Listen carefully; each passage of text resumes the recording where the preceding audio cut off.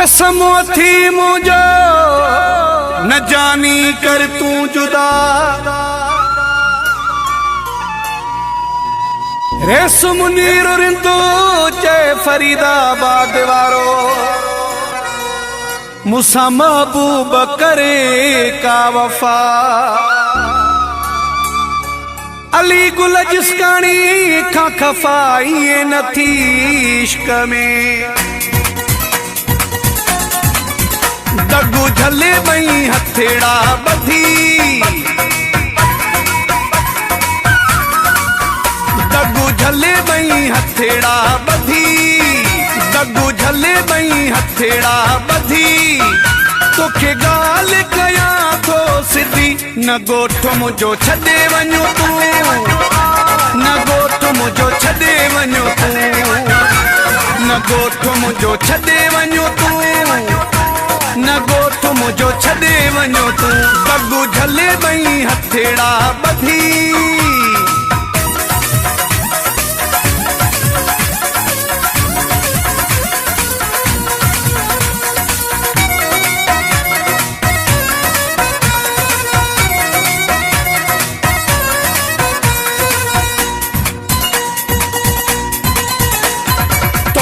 सिवा मुझी सरदी न जानी मुंह ते कजाई आखास मेरे बानी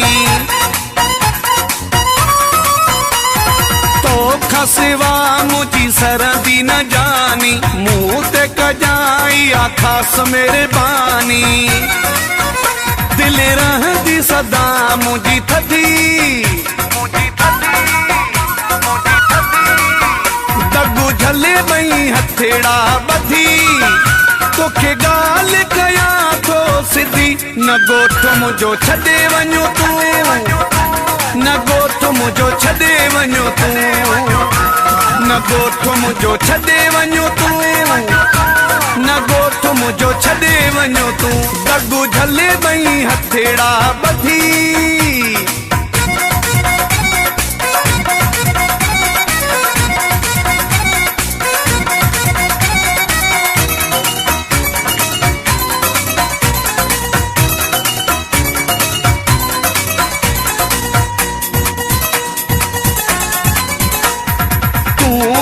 दौलत मिल्कियत मोजी आही चाहत मोहब्बत मोजी तू या दौलत मिल्कियत मोजी आही चाहत मोहब्बत मोजी मुझा दर्द विंदई न त वधी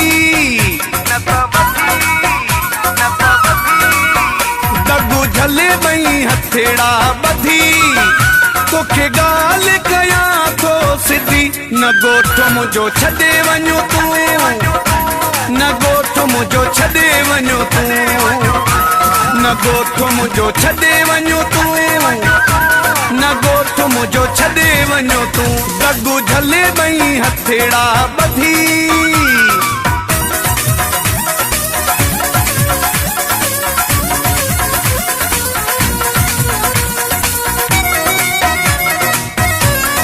मौलाई रसूल बख्श चांडियो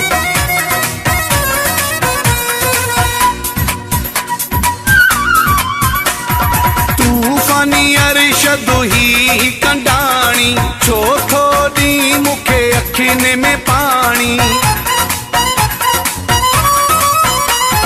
तूफानी अरशद ही कंडाणी छो थोड़ी मुखे अखियुनि में पानी अचु पाण में कयूं का बधी दगू झले मई हथेड़ा बधी तोखे गाल कया थो सिधी न गोठ मुझो छॾे वञो तू न गोठ मुझो छॾे वञो तू न गोठ मुझो छॾे वञो तू न गोठ मुझो छॾे वञो तू दगू झले मई हथेड़ा